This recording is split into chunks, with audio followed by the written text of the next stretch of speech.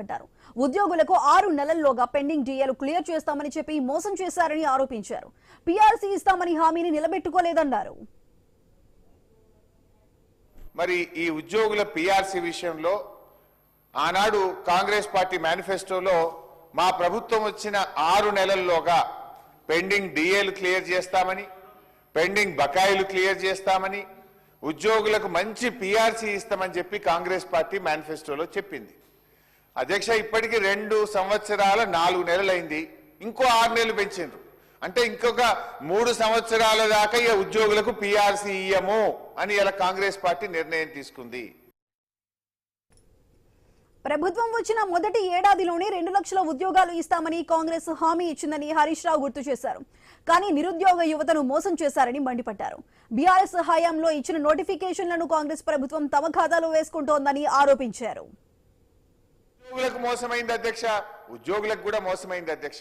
మరి ఆ రోజు కాంగ్రెస్ మేనిఫెస్టోలో మొదటి సంవత్సరమే 2 లక్షల ఉద్యోగాలు ఇస్తామని చెప్పి ఈ రోజు వరకు ఇచ్చినటువంటి ఉద్యోగాలు 16,978. ఇది నా లెక్క కాదు.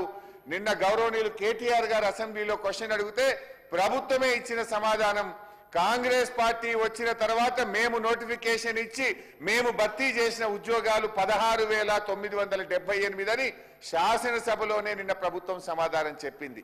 మీరు చెప్పింది 2 లక్షల ఉద్యోగాలు, ఇచ్చింది 16,978.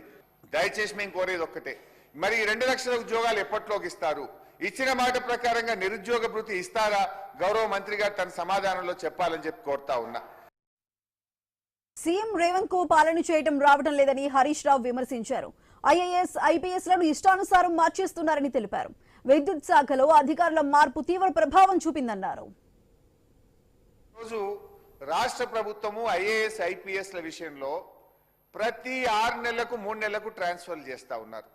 ఇప్పటి వరకు 10 సార్లు ట్రాన్స్ఫర్ చేశారు. మీరు విద్యుత్ శాఖలో 5 అధికారులు మారారు అధ్యక్ష. దాంతో చాలా తీవ్రమైన ప్రభావం చూపింది. సింగరేణి సీఎండీలు 4 అయ్యారు. జిహెచ్ఎంసీ కమిషనర్లు 4 మారారు. ఐఎన్పిఆర్ లో 4 మారారు. పాఠశాల విద్యాశాఖ కమిషనర్లు 4 మారారు. ఆరోగ్యశ్రీలో 8 మంది సీఈఓలు మారినారు. మున్సిపల్ శాఖలో 5, ఐటీలో 3. ఇవాళ ఐటీలో చీఫ్ సెక్రటరీనే పెట్టిండ్రు. ఆయన 3 నెలలు ఎక్స్టెన్షన్ మీద ఉన్నాడు. ఆ శాఖ అర్థమయ్యే వరకే మళ్ళీ కొత్త సెక్రటరీ వస్తాడు. ఐటీలో 3, మైనింగ్ లో 6, నేషనల్ హెల్త్ మిషన్ లో 3, ఇట్లా 140 మంది ఐఏఎస్లను ట్రాన్స్ఫర్ చేసినారు. నువ్వు 6 నెలలకు ఒక సెక్రటరీని ట్రాన్స్ఫర్ చేస్తే ఎట్లా పనిచేస్తారు?